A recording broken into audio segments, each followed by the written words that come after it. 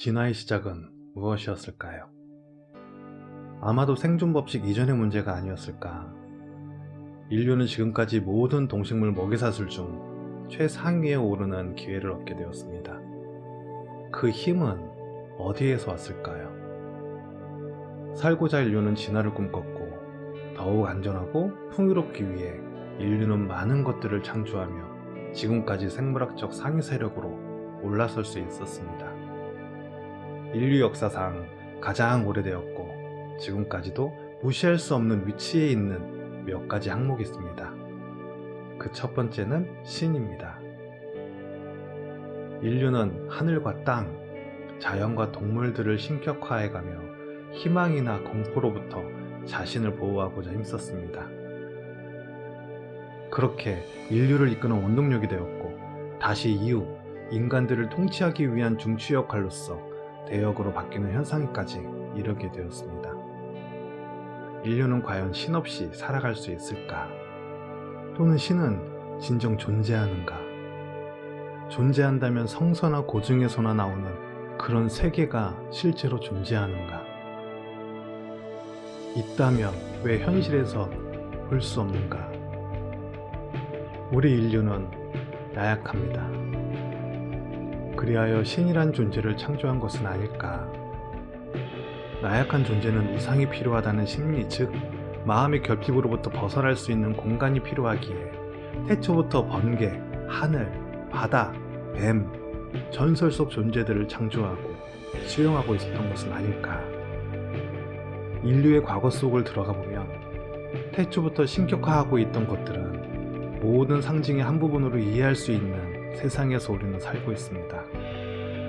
모든 지식들, 물리학과 생명공학, 양자역학과 미생물학, 우주항공학 등 현 지식의 수준은 천년 전 인류가 상상하고 창조한 신의 모습을 그대로 살아가고 있는 듯합니다. 우리 인류는 신을 태초로부터 만들고 현재까지 필요에 의해 다듬어진 신의 모습을 기억하며 따라가는 것은 아닐까요? 3만 년 전 호모 사피엔스와 지금 인류의 모습은 외형으로는 크게 달라진 것이 없지만 지식과 생명력 그리고 의식 성장만큼은 높은 수준에까지 이르게 되었습니다. 하지만 실제로 그 속까지 그러할까요?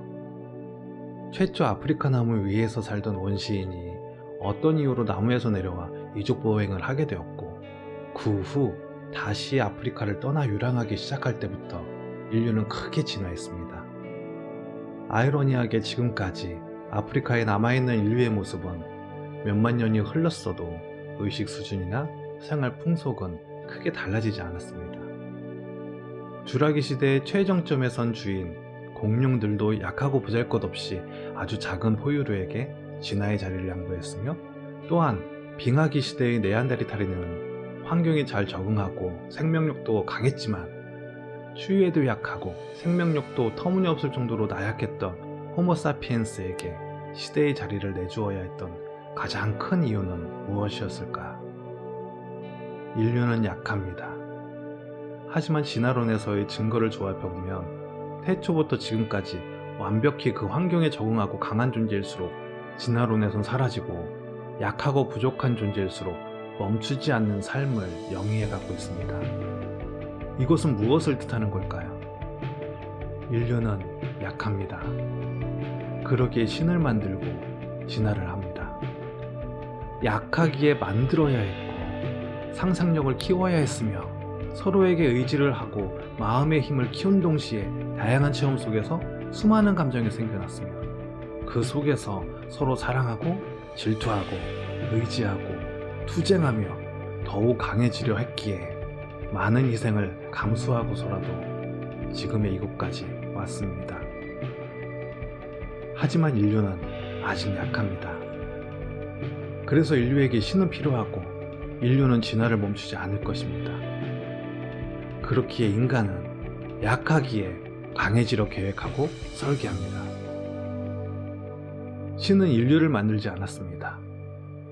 인류가 신을 창조한 것일 수도 있습니다.